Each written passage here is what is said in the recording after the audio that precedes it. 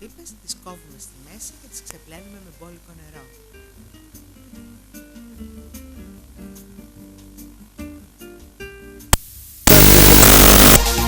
Μια μοναδική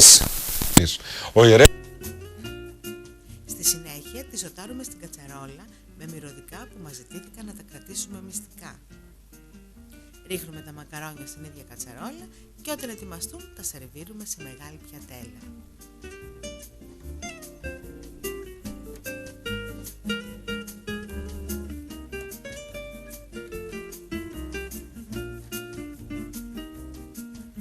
Είμαστε ανοιχτά όλο το έτος, βρισκόμαστε στις παραλίες Κορώνης από το 1989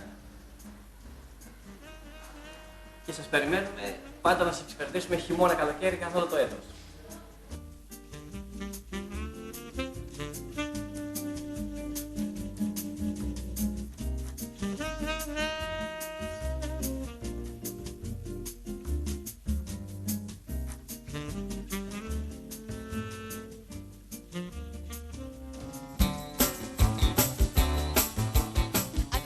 Τηλεθεατές, η εκπομπή μας με παρέα την Ελλάδα σας προσκαλεί να επισκεφτείτε τη Μεσσηνία. Σας δώσαμε πολλές προτάσεις για διαμονή, διασκέδαση και περιηγήσεις. Ταξιδεύοντας στην Νότια Μεσσηνία θα κρατήσετε εικόνες που δύσκολα θα ξεχαστούν.